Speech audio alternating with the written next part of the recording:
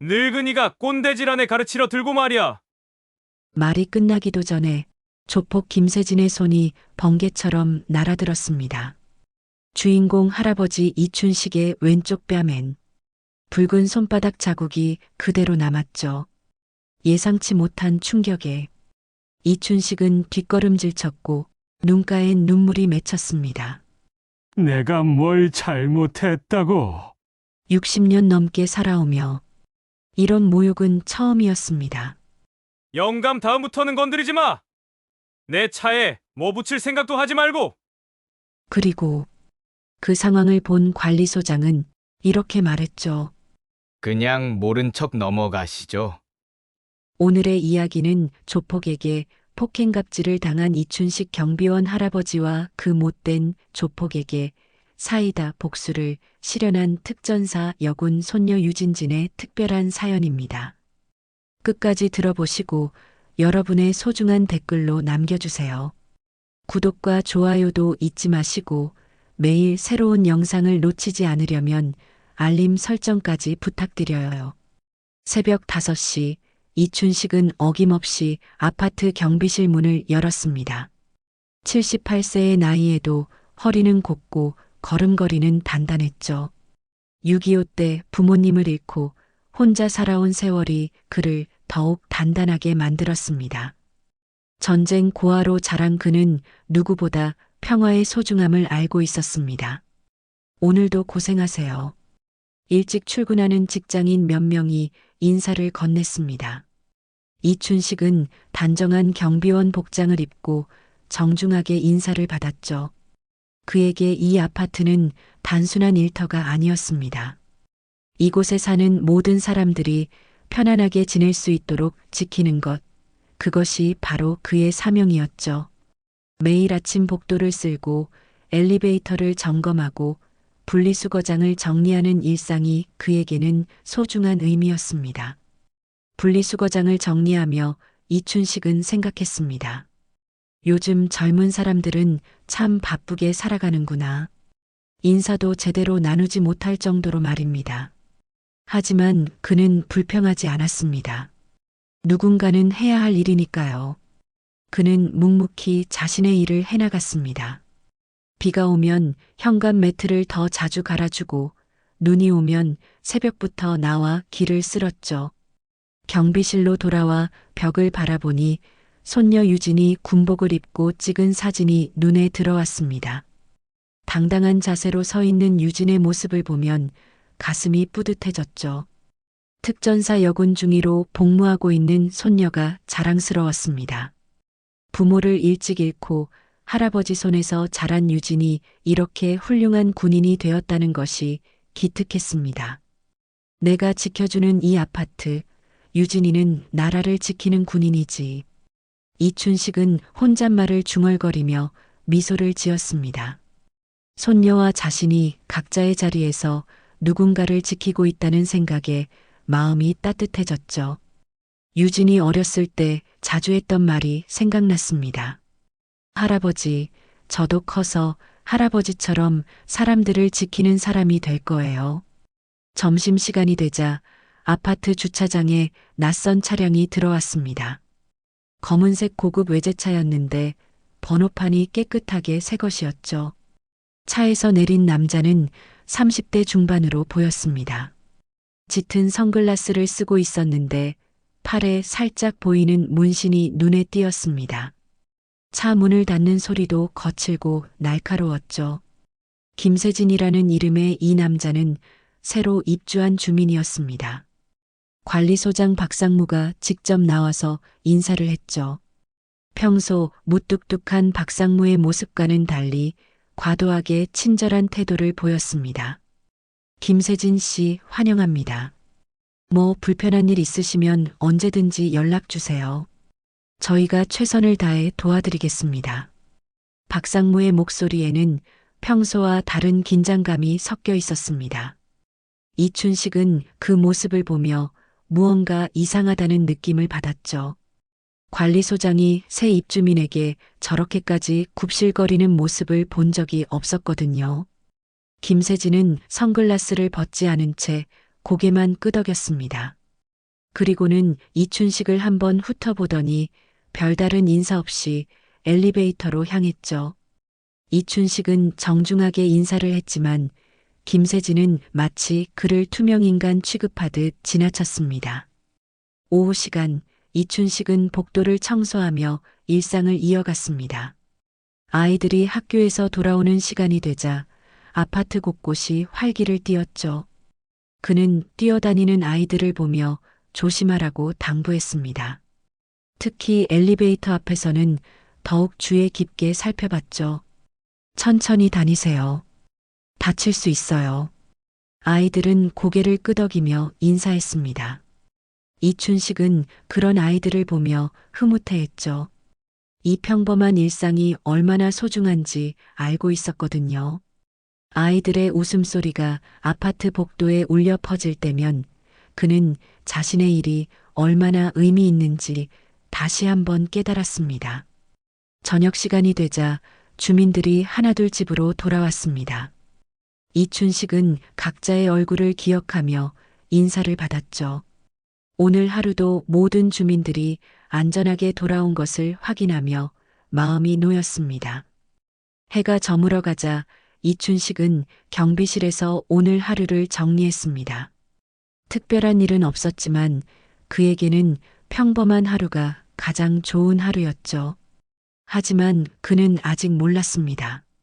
내일부터 이 평화로운 일상이 흔들리게 될 거라는 것을 말입니다.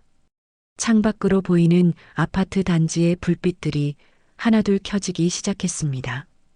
각 집마다 저마다의 하루를 마무리하며 가족들과 함께 시간을 보내고 있을 것 같았죠. 이춘식은 그 모습을 보며 만족스러운 미소를 지었습니다. 내일도 이렇게 평화로운 하루가 되기를 바라며 경비실 불을 껐습니다. 다음 날 아침 이춘식은 평소와 같이 새벽 5시에 출근했습니다. 하지만 주차장에서 예상치 못한 광경을 목격했죠. 김세진의 검은색 외제차가 소방차 전용 구역에 당당히 주차되어 있었습니다.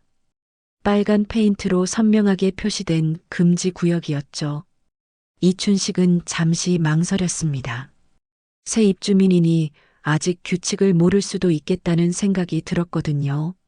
하지만 소방차 전용 구역은 생명과 직결된 문제였습니다. 화재나 응급 상황이 발생하면 큰 문제가 될 수 있었죠. 경비실로 돌아가 이춘식은 노란색 스티커를 꺼냈습니다. 주차 금지 구역 위반이라고 적힌 스티커였죠.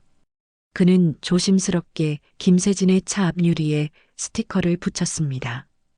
다른 주민들에게도 공정하게 적용했던 규칙이었거든요. 오전 10시쯤 경비실 문이 거칠게 열렸습니다. 쿵 소리와 함께 김세진이 들어왔죠. 선글라스를 벗은 그의 눈에는 분노가 가득했습니다. 손에는 떼어낸 스티커가 구겨진 채 들려 있었죠. 이딴 거 붙이면 책임질 수 있습니까? 경비 양반? 김세진의 목소리는 위협적이었습니다. 이춘식은 차분하게 대답했죠. 죄송합니다. 하지만 그곳은 소방차 전용 구역입니다. 화재 시 소방차가 들어와야 하는 곳이라서요. 김세진은 코웃음을 쳤습니다. 그리고는 경비실을 둘러보며 말했죠. 이 동네 사정도 모르면서 함부로 까불지 마세요. 내가 누군지 알아요? 이춘식은 여전히 정중한 태도를 유지했습니다. 그에게는 어떤 주민이든 동등하게 대해야 한다는 신념이 있었거든요. 주민 여러분 모두 소중하십니다. 하지만 안전규칙은 지켜주셔야 합니다. 그 순간 김세진의 얼굴이 일그러졌습니다. 그는 한 걸음 더 다가서며 말했죠. 늙은이가 꼰대질하네. 가르치려 들고 말이야. 말이 끝나기도 전에 김세진의 오른손이 번개처럼 움직였습니다.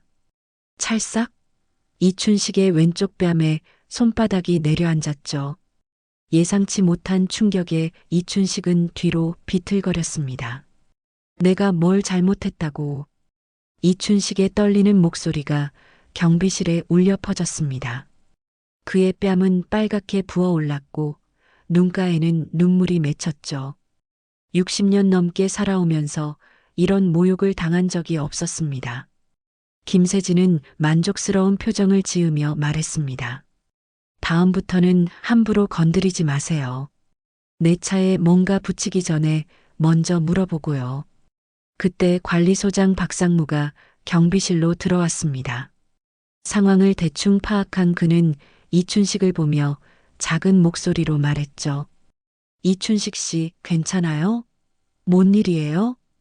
이춘식은 떨리는 손으로 뺨을 만지며 대답했습니다. 소방차 전용 구역에 주차하셔서 스티커를 붙였더니 박상무는 김세진을 보더니 급히 고개를 숙였습니다. 그리고는 이춘식에게 다가와 속삭였죠. 그쪽 어디 건드릴 분 아니에요. 그냥 없던 일로 하시죠. 알겠어요? 박상무의 말에 이춘식은 충격을 받았습니다. 관리소장이 이런 폭력을 묵인하다니 믿을 수가 없었죠. 하지만 소장님, 이건 너무 쓸데없는 말하지 마세요.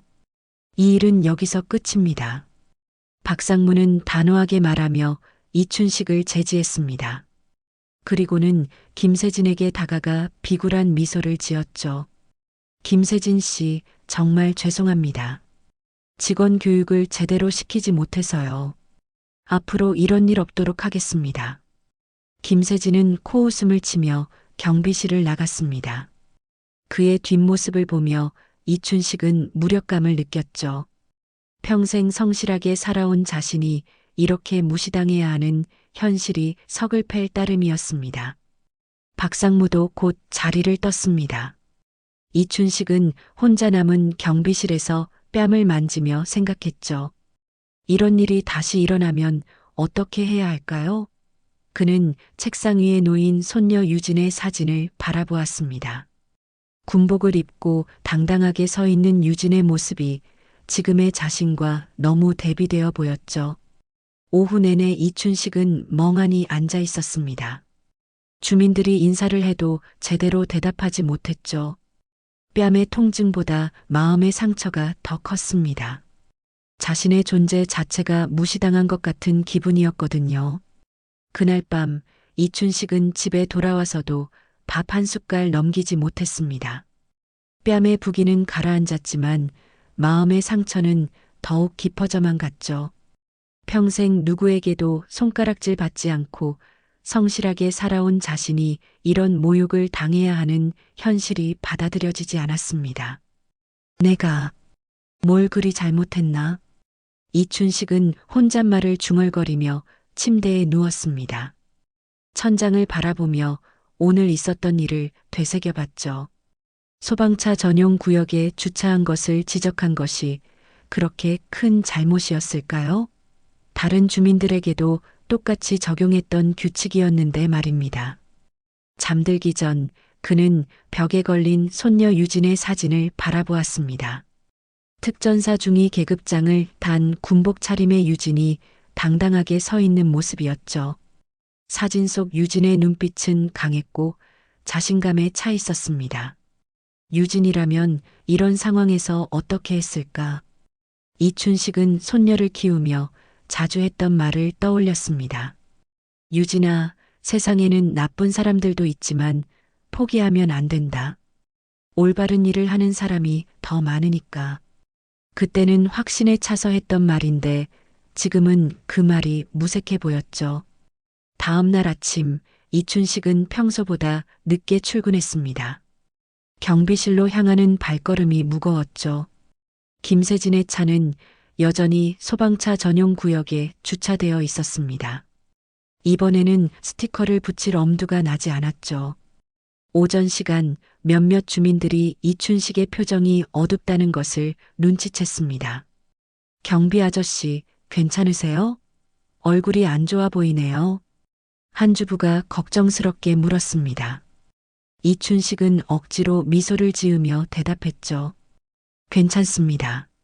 별일 아닙니다. 하지만 그의 목소리에는 평소의 활기가 없었습니다. 주민들도 무언가 이상하다는 것을 느꼈지만 더 이상 묻지는 않았죠. 점심시간이 되자 이춘식은 휴대폰을 꺼냈습니다. 손녀 유진과 마지막으로 통화한 게 언제였는지 생각해 봤죠. 부대 생활이 바쁘다는 걸 알기에 먼저 연락하기가 조심스러웠습니다. 하지만 오늘은 달랐어요. 너무 외롭고 힘들었거든요. 휴대폰을 들었다가 놓기를 몇 번 반복했습니다. 유진에게 이런 창피한 일을 말하고 싶지 않았거든요. 할아버지가 누군가에게 맞았다는 얘기를 손녀가 들으면 얼마나 상심할까요? 결국 이춘식은 통화 버튼을 눌렀습니다. 몇 번의 신호음 후에 화면이 연결될 것 같더니 바로 끊어졌죠. 아마 유진이 훈련 중이거나 바쁜 상황인 것 같았습니다. 역시 바쁘겠지. 이춘식은 실망스럽게 휴대폰을 내려놓았습니다. 그때 갑자기 휴대폰이 울렸죠. 화면에는 유진의 이름이 떠 있었습니다.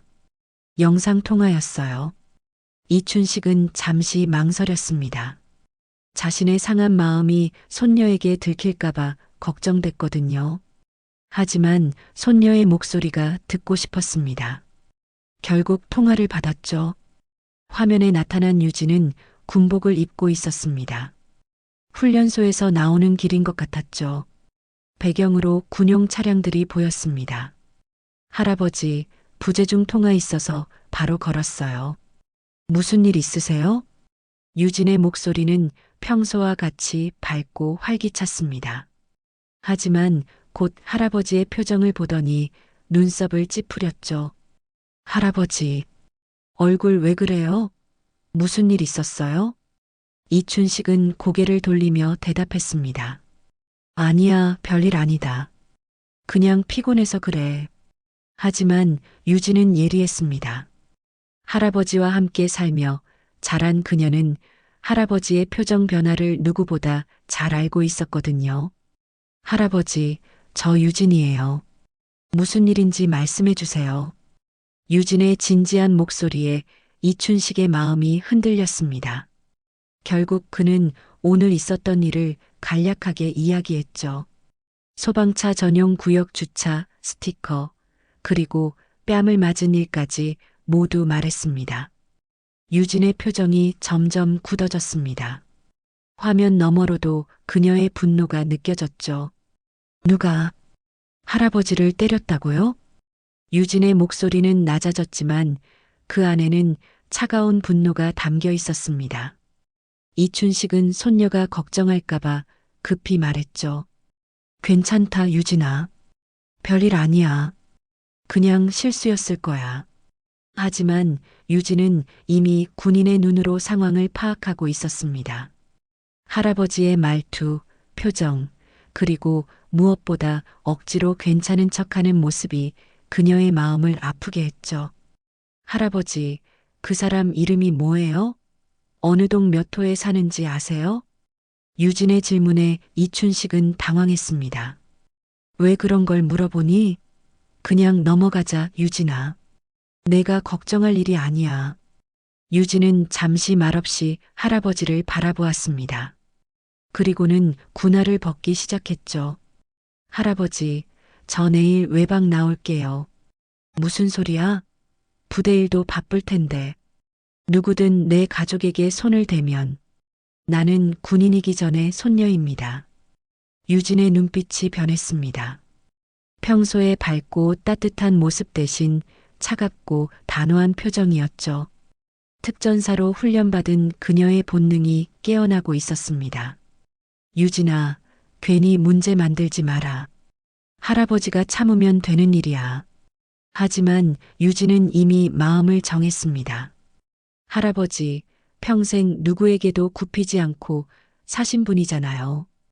그런 할아버지가 왜 참아야 해요?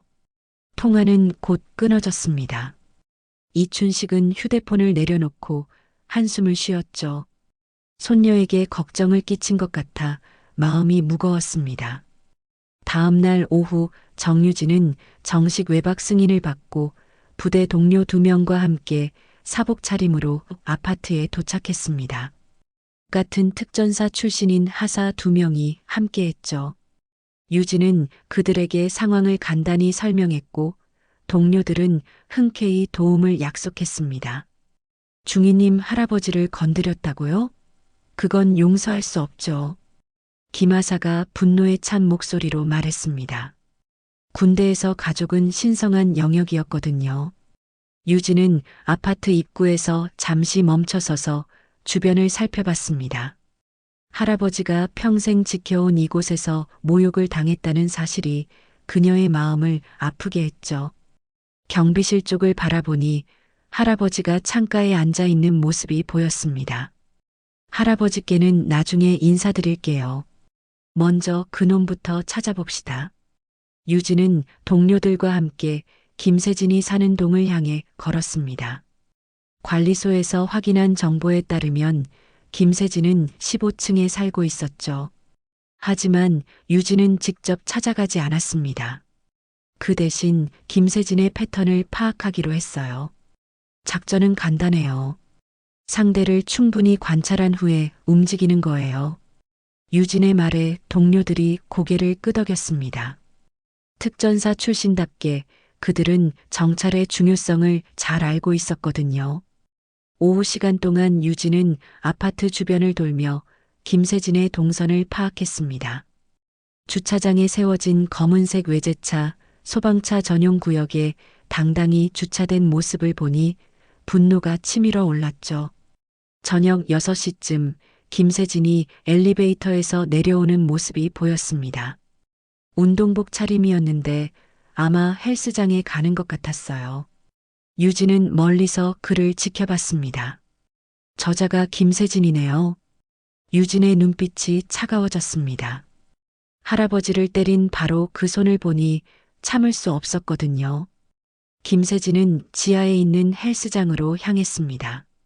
아파트 주민들이 이용하는 공용시설이었죠. 유진은 동료들과 함께 계획을 세웠습니다.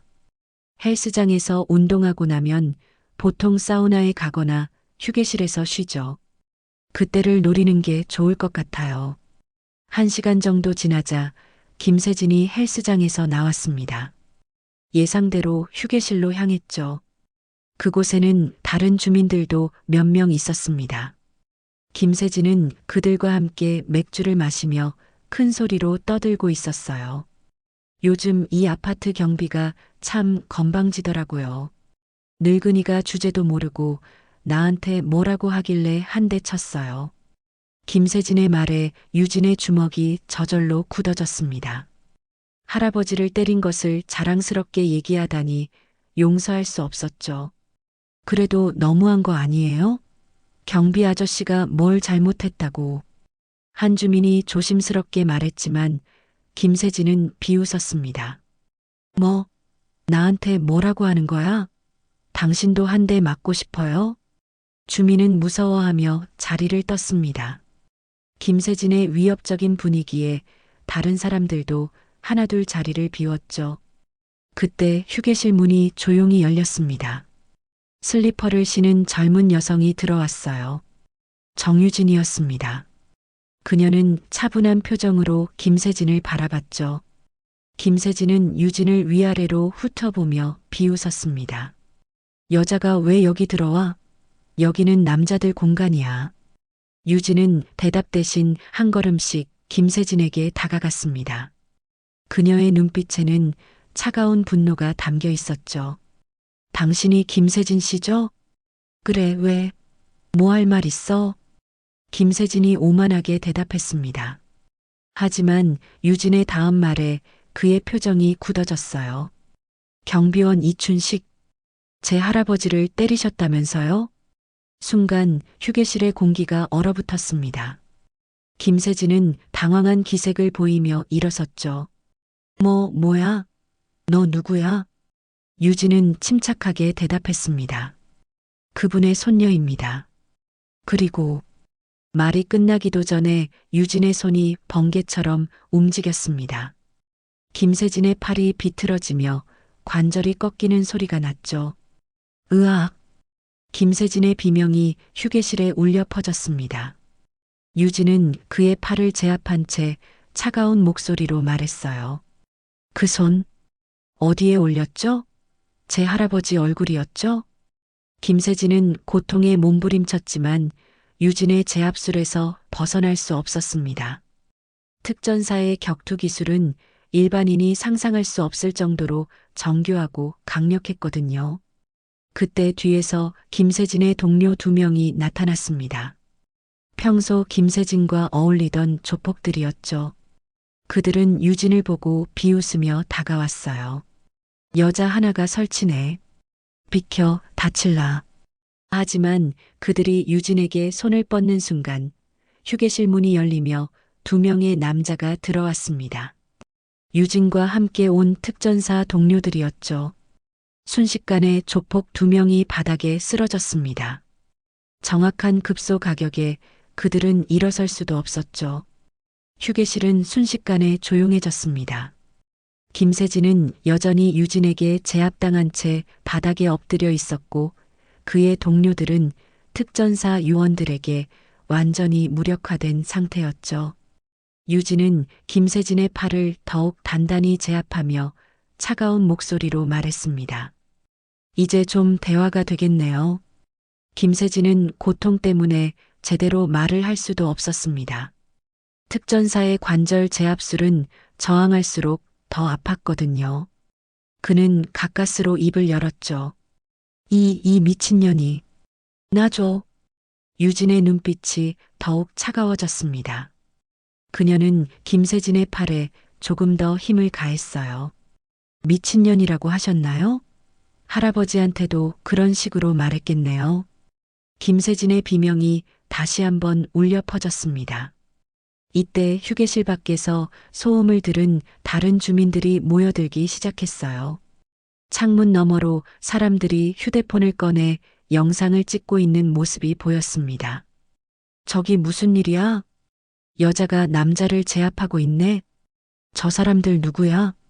주민들의 수군거림이 들려왔지만 유진은 개의치 않았습니다. 그녀에게는 할아버지의 명예를 회복하는 것이 더 중요했거든요. 78세 할아버지한테 손을 올렸다는 게 믿어지세요? 전쟁을 겪고 평생 성실하게 사신 분을 어떻게 때릴 수 있어요? 유진의 목소리에는 분노와 슬픔이 동시에 담겨 있었습니다. 김세진은 여전히 고통스러워하며 대답했죠. 그냥 화가 나서 그랬어. 놔줘, 제발. 화가 났다고요? 소방차 전용 구역에 주차한 걸 지적받아서 화가 났다고 할아버지를 때렸다는 거예요? 유진은 믿을 수 없다는 표정을 지었습니다. 그런 사소한 일로 할아버지가 모욕을 당했다는 사실이 더욱 화가 났거든요. 이때 관리소장 박상무가 휴게실로 들어왔습니다. 소란을 들었는지 급하게 뛰어온 모습이었죠. 상황을 파악한 그는 당황하며 말했습니다. 이게 무슨 일입니까? 당장 놓으세요. 유진은 박상무를 차갑게 바라봤습니다. 할아버지로부터 관리소장이 어떤 반응을 보였는지 들었거든요. 관리소장님이시군요. 어제 할아버지가 맞았을 때는 어디 계셨나요? 박상무는 말문이 막혔습니다. 자신이 사건을 묵인했다는 걸 들켰거든요. 그건 오해가 있었던 것 같은데. 오해요? 뺨을 때린 게 오해인가요? 유진의 날카로운 질문에 박상무는 더욱 당황했습니다. 주변에 모인 주민들도 이 대화를 듣고 있었거든요. 김세진 씨는 특별한 분이라서 특별한 분이면 사람을 때려도 되나요? 박상무는 대답할 수 없었습니다. 주민들 앞에서 자신의 비굴한 모습이 드러나고 있었거든요. 이때 김세진이 가까스로 입을 열었습니다. 야, 너 지금 나한테 뭐 하는 거야? 내가 누군지 알아? 유진은 코웃음을 쳤습니다. 누구세요? 조폭인가요? 김세진의 얼굴이 굳어졌습니다. 자신의 정체가 드러날까봐 걱정됐거든요. 조폭이 아니야. 나는 사업가라고. 사업가가 할아버지를 때려요? 어떤 사업을 하시는데요? 유진의 추궁에 김세진은 말을 더듬었습니다. 그럴수록 유진의 의심은 더욱 커졌죠. 주변에 모인 주민들도 상황을 파악하기 시작했습니다. 김세진이 경비원을 때렸다는 사실이 알려지자 분위기가 변했어요. 경비 아저씨를 때렸다고? 그래서 요즘 아저씨가 우울해 보였구나. 저런 사람이 우리 아파트에 살고 있었다니. 주민들의 수군거림이 점점 커졌습니다. 김세진은 이 상황이 불리하다는 걸 깨달았죠. 놔줘. 경찰 부를 거야. 김세진의 협박에 유진은 오히려 미소를 지었습니다. 경찰이요? 좋은 생각이네요. 폭행 사건을 신고해야죠. 그 순간 김세진의 얼굴이 창백해졌습니다. 경찰이 오면 자신의 정체가 드러날 수 있었거든요. 청룡파 행동대장이라는 사실이 알려지면 큰일이었어요. 유진은 김세진을 놓아주었습니다. 하지만 그녀의 동료들이 출구를 막고 서 있어서 김세진은 도망갈 수 없었죠. 이제 할아버지께 사과하러 가시죠. 유진의 제안에 김세진은 고개를 저었습니다. 사과? 왜 내가 사과를 해야 해? 할아버지를 때렸으니까요. 당연한 거 아닌가요? 주변 주민들도 유진의 말에 동조했습니다. 맞아요. 사과해야죠. 경비 아저씨한테 미안하다고 하세요. 김세진은 사면 초가에 몰린 기분이었습니다. 하지만 아직도 자존심이 허락하지 않았죠. 내가 왜 늙은이한테 사과를 해야 하는데? 그 순간 유진의 표정이 다시 차가워졌습니다. 할아버지를 늙은이라고 부르는 김세진의 태도가 참을 수 없었거든요. 늙은이라고 하셨나요? 다시 한번 말씀해 보세요. 유진이 한 걸음 다가서자 김세진은 본능적으로 뒤로 물러났습니다. 특전사의 기세에 압도된 것이죠. 휴게실 밖에서는 점점 더 많은 주민들이 모여들고 있었습니다. 이 사건은 곧 아파트 전체에 알려질 것 같았어요.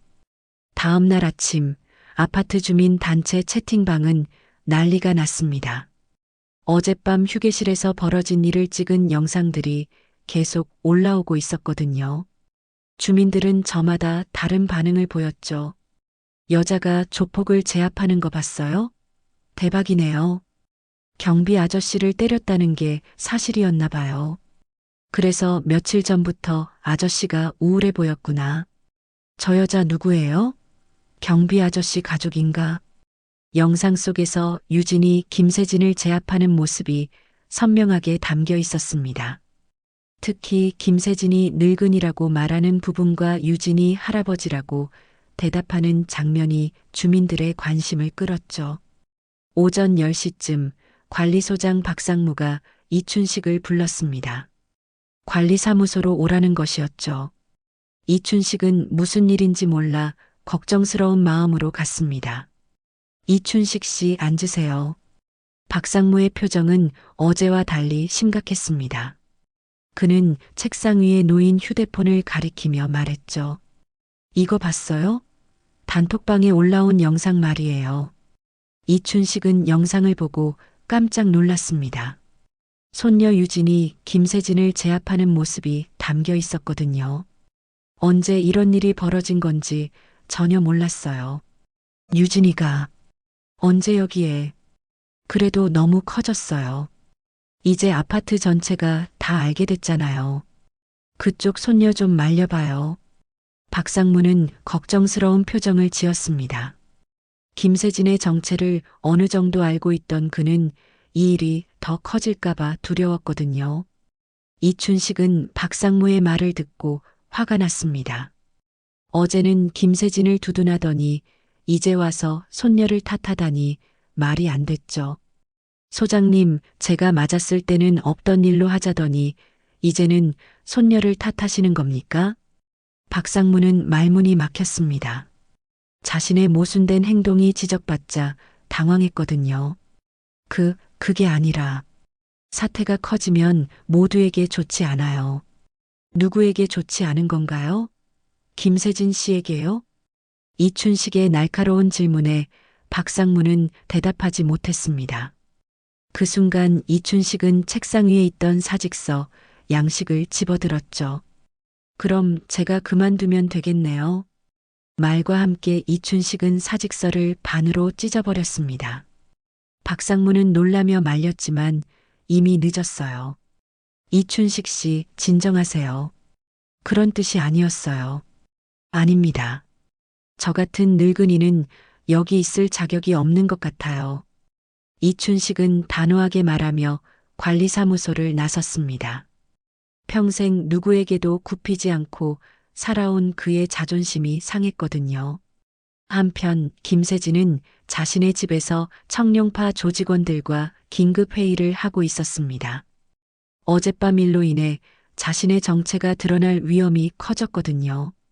형님, 이거 어떻게 할까요? 영상이 계속 퍼지고 있어요. 조직원 하나가 걱정스럽게 말했습니다. 김세진은 화가 난 표정으로 대답했죠. 그년이 누군지 알아봤어? 경비원 손녀라고 하는데 군인인 것 같습니다. 특전사라는 얘기도 있어요.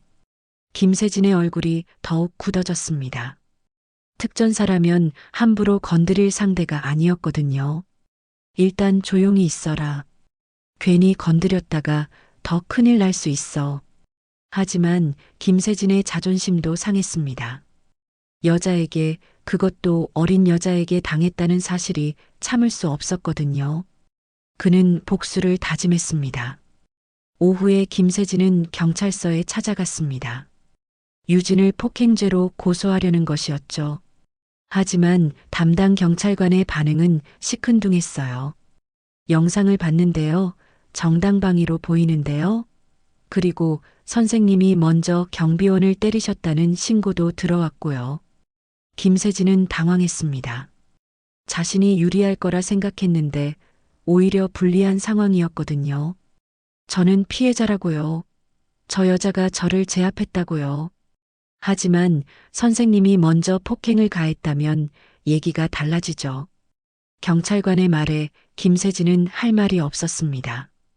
어제 휴게실에서 자신이 경비원을 때렸다고 자랑했던 것이 모두 영상에 담겨 있었거든요. 그때 경찰서 문이 열리며 유진이 들어왔습니다. 그녀는 정식 군복을 입고 있었는데 가슴에 단 계급장이 빛났죠. 중위 계급장이었습니다. 안녕하세요. 정유진 중위입니다. 고소건으로 왔는데요. 담당 경찰관은 유진을 보고 놀랐습니다. 영상 속의 여성이 현역 군인이었다니 예상치 못한 일이었거든요. 아, 중위님이시군요. 어떤 고소건인가요? 제 할아버지를 폭행한 김세진 씨를 고소하려고 합니다. 유진은 차분하게 말하며 김세진을 바라봤습니다. 김세진은 유진의 군복 차림을 보고 당황했어요. 어제와는 완전히 다른 분위기였거든요. 중위님, 증거가 있으신가요? 네, 영상 증거와 목격자 진술서가 있습니다. 유진은 준비해온 서류를 경찰관에게 건넸습니다. 모든 것이 치밀하게 준비되어 있었죠. 경찰관이 서류를 검토하는 동안 김세진은 식은땀을 흘렸습니다. 상황이 자신에게 완전히 불리하게 돌아가고 있었거든요. 김세진 씨, 이 내용이 사실인가요? 경찰관의 질문에 김세진은 대답하지 못했습니다. 거짓말을 하자니 영상 증거가 있었고 사실을 인정하자니 자신이 불리해졌거든요. 그제서야 김세진의 정체가 서서히 드러나기 시작했습니다. 경찰 데이터베이스 검색 결과 그는 청룡파 조직원으로 여러 차례 조사를 받은 전력이 있었어요. 경찰서 조사실에서 김세진의 정체가 완전히 드러났습니다. 청룡파 행동대장이자 불법 재건축 로비에 관여하고 있다는 사실이 밝혀진 것이죠. 담당 형사는 놀라운 표정으로 자료를 살펴봤습니다. 김세진 씨, 조폭 조직원이시군요. 그것도 행동대장이고요. 상당히 오래된 전과가 있네요. 형사는 컴퓨터 화면을 보며 혀를 찼습니다. 김세진의 범죄 기록이 한두 개가 아니었거든요. 폭행, 협박, 공갈 등 각종 전과가 즐비했어요. 김세진은 더 이상 변명할 수 없었습니다. 자신의 모든 것이 드러나 버린 상황이었거든요. 그래서 뭐 어쩔 건데요? 나 잡아갈 거야? 김세진은 마지막까지 반항적인 태도를 보였습니다. 하지만 그의 목소리에는 이미 기세가 꺾여 있었죠. 예전처럼 당당하지 못했어요. 유진은 조사실에서 차분하게 진술했습니다. 군인다운 정확하고 논리적인 설명이었어요. 감정에 치우치지 않고 사실만을 정확히 전달했죠. 할아버지는 소방차 전용 구역 주차 위반을 지적하셨을 뿐입니다. 이는 아파트 규정에 따른 정당한 업무 수행이었어요. 그런데 김세진 씨가 일방적으로 폭력을 가했습니다. 형사는 고개를 끄덕이며 기록했습니다. 유진의 진술은 영상 증거와 완벽하게 일치했거든요. 중위님, 그럼 어제 휴게실에서의 행동은 어떻게 설명하시겠습니까? 일부 주민들은 과도한 제압이었다고 하는데요. 유진은 당당하게 대답했습니다. 정당방위였습니다. 할아버지를 폭행한 가해자가 반성하지 않고 오히려 할아버지를 모독하는 발언을 계속했어요. 제압은 최소한의 힘으로 했고 부상을 입히지도 않았습니다. 형사는 유진의 말에 감탄했습니다. 군인 특유의 확신에 찬 태도와 논리적인 설명이 인상적이었죠. 그런데 중위님은 특전사라고 들었는데 맞나요? 네, 특전사 여군 중위입니다.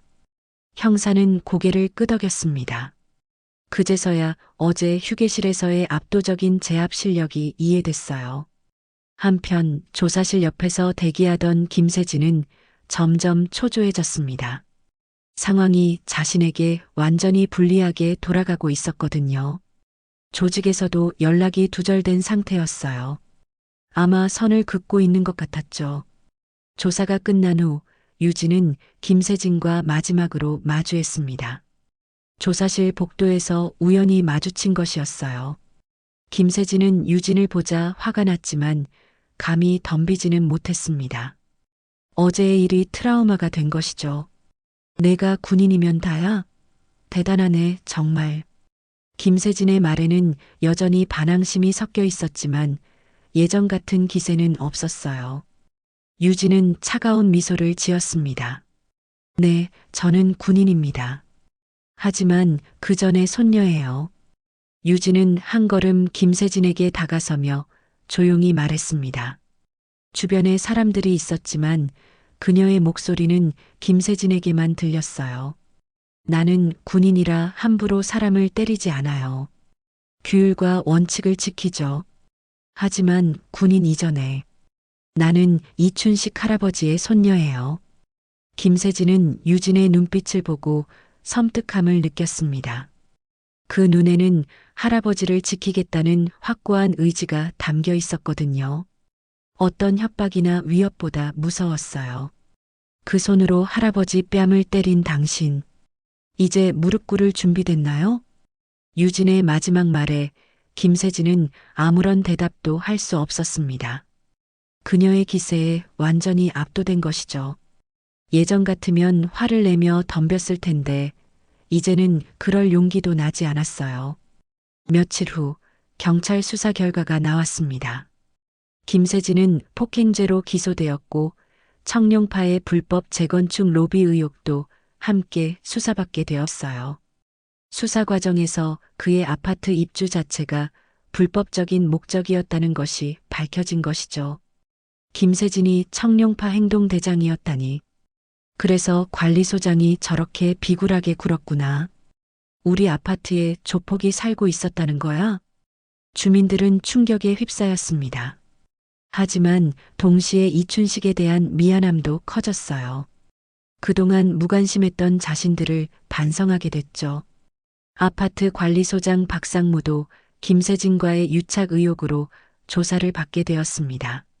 수사 결과 박상무는 김세진으로부터 금품을 받고 각종 편의를 제공한 것이 드러났어요. 결국 그는 관리소장직에서 해임되었죠. 이제야 속이 시원하네요. 그 양반이 얼마나 권위적이었는데요. 경비 아저씨한테 정말 미안했는데 잘 됐어요. 앞으로는 제대로 된 관리소장을 뽑아야겠어요. 주민들의 반응은 폭발적이었습니다. 그동안 쌓였던 박상무에 대한 불만이 한 번에 터져 나온 것이죠. 한편 이춘식은 사직서를 찢은 후 며칠 동안 집에서 지냈습니다. 유진이 자신 때문에 고생하고 있다는 생각에 마음이 무거웠거든요. 하지만 주민들의 반응을 들으니 조금 다른 생각이 들기 시작했어요. 유진은 할아버지를 찾아가 모든 상황을 설명했습니다. 할아버지, 김세진은 체포됐어요. 그리고 관리소장도 해임됐고요. 모든 게 정리됐어요. 이춘식은 놀라며 손녀를 바라봤습니다. 유진아, 내가 너무 큰일을 벌인 건 아니니? 괜히 문제가 될까봐. 아니에요, 할아버지. 이건 당연한 일이었어요. 잘못한 사람이 처벌받는 게 맞잖아요. 유진은 할아버지의 손을 잡으며 단호하게 말했습니다. 할아버지는 평생 올바르게 사셨잖아요. 그런 할아버지가 왜 참아야 해요? 잘못한 건 저 사람들이에요. 이춘식의 눈가에 눈물이 맺혔습니다. 손녀의 말에 가슴이 뭉클해졌거든요. 그때 이춘식의 집 문을 누군가 두드렸습니다. 문을 열어보니 아파트 동대표들이 서 있었어요. 평소에는 인사도 제대로 나누지 않던 사람들이었는데 오늘은 정중한 표정을 하고 있었죠. 경비원님, 안녕하세요. 잠시 시간 내주실 수 있을까요? 김동 대표가 조심스럽게 말했습니다. 이춘식은 놀라며 그들을 집 안으로 들였어요. 경비원님, 저희가 정말 잘못 생각했습니다. 그동안 무관심하게 지낸 것도 죄송하고 이번 일이 일어났을 때 도와드리지 못한 것도 미안해요. 다른 동대표도 고개를 숙이며 말했습니다. 다시 일하러 나와주세요. 주민들이 모두 기다리고 있어요. 경비원님 같은 분이 있어서 이 아파트가 안전한 거였어요. 저희가 이제야 깨달았어요. 경비원님이 얼마나 성실하게 일해주셨는지 말이에요. 동대표들의 진심 어린 사과에 이춘식은 감동했습니다. 자신을 필요로 하는 사람들이 있다는 것이 고마웠거든요. 평생 묵묵히 해온 일이 인정받는 순간이었어요. 그리고 새로운 관리소장도 뽑을 예정인데 경비원님 의견도 꼭 들어보고 싶어요. 유진은 할아버지와 동대표들의 대화를 지켜보며 미소를 지었습니다. 할아버지가 다시 당당해지는 모습이 보였거든요. 다음 날 이춘식은 다시 경비실로 출근했습니다. 새벽 5시, 평소와 같은 시간이었죠. 하지만 오늘은 달랐어요. 주민들이 하나둘 다가와 인사를 건넸습니다. 경비 아저씨, 돌아오셔서 정말 다행이에요. 앞으로는 이런 일 절대 없을 거예요. 아저씨가 계셔야 우리가 마음 놓고 살 수 있어요. 주민들의 따뜻한 환영에 이춘식은 미소를 지었습니다. 자신의 자리가 얼마나 소중한지 다시 한번 깨달았거든요. 경비실 책상 위에는 주민들이 가져다 놓은 손편지와 간식 박스들이 쌓여 있었습니다. 그동안 표현하지 못했던 고마움의 마음이 담겨 있었죠. 아저씨 덕분에 우리가 안전하게 살고 있어요. 감사합니다. 항상 고생 많으시는데 저희가 무관심해서 죄송했어요. 앞으로는 더 자주 인사드릴게요. 편지들을 읽으며 이춘식의 마음이 따뜻해졌습니다. 이런 마음들이 있었다는 것을 이제야 알게 되었거든요. 오후에 유진이 경비실을 찾아왔습니다. 이번에는 정식 군복이 아닌 평상복 차림이었어요. 부대로 돌아가기 전 할아버지와 마지막 시간을 보내려는 것이었죠. 할아버지, 기분이 어때요? 고맙다, 유진아. 내 덕분에 할아버지가 다시 당당해졌어. 이춘식은 손녀의 손을 잡으며 말했습니다. 유진의 눈에도 눈물이 맺혔어요. 할아버지는 원래 당당한 분이셨어요. 잠시 잊고 계셨을 뿐이죠. 그때 아파트 입구로 경찰차가 들어왔습니다. 김세진을 체포하러 온 것이었어요. 주민들이 하나둘 모여들어 상황을 지켜봤죠. 김세진은 수갑을 찬 채 경찰차에 오르며 이춘식을 바라봤습니다. 그의 눈에는 더 이상 오만함이 없었어요. 대신 후회와 두려움만이 남아 있었죠. 저 사람도 불쌍하네요. 한 주민이 중얼거렸습니다. 하지만 대부분의 주민들은 당연한 결과라고 생각했어요. 경찰차가 떠난 후 아파트는 다시 평화로워졌습니다. 소방차 전용 구역도 깨끗하게 비어 있었죠. 이제 아무도 그곳에 무단 주차를 하지 않을 것 같았어요. 저녁 시간이 되자 유진은 할아버지와 마지막 인사를 나눴습니다. 할아버지, 저 부대로 돌아가야 해요. 그래, 내 본분을 다해라. 할아버지는 괜찮으니까. 유진은 할아버지를 꼭 안아드렸습니다. 그리고는 조용히 말했어요. 이 아파트는 이제 안심하셔도 돼요. 다시는 아무도 할아버지에게 손 못 댈 거예요. 이춘식은 손녀의 말에 고개를 끄덕였습니다. 유진의 의미를 충분히 이해했거든요. 나도 이제 알겠다. 할아버지도 당당하게 살아야 한다는 걸 말이야. 유진은 마지막으로 경비실 벽에 걸린 자신의 사진을 바라봤습니다. 할아버지가 매일 보시던 그 사진이었죠. 할아버지, 저 사진 새로 찍어서 가져다 드릴게요. 더 당당한 모습으로요. 그래, 우리 유진이가 가장 자랑스럽다. 유진은 조용히 돌아섰습니다. 군복을 입지 않았지만 그녀의 걸음걸이는 여전히 당당했어요. 할아버지를 지킨 손녀의 뒷모습이었죠. 이춘식은 경비실 창가에서 손녀가 떠나는 모습을 지켜봤습니다. 가슴 한편으론 아쉬웠지만 다른 한편으론 뿌듯했어요. 자신이 키운 손녀가 이렇게 훌륭하게 자랐다는 것이 자랑스러웠거든요. 밤이 되자 아파트 단지에 하나둘 불빛이 켜졌습니다. 각 집마다 가족들이 모여 저녁 시간을 보내고 있을 거였어요. 이춘식은 그 모습을 보며 흐뭇한 미소를 지었습니다. 내일부터 다시 시작되는 평범한 일상이 기대됐어요. 하지만 이제는 다를 거였습니다. 주민들과의 관계도 자신의 마음가짐도 모든 것이 달라졌거든요. 이춘식은 경비실 불을 끄기 전 마지막으로 유진의 사진을 바라봤습니다. 사진 속 손녀의 당당한 모습이 이제는 더욱 특별하게 느껴졌어요. 우리 유진이 고맙다. 할아버지가 다시 당당하게 살 수 있게 해줘서. 경비실 불이 꺼지고 아파트는 고요한 밤을 맞았습니다. 하지만 이 고요함은 예전과 달랐어요.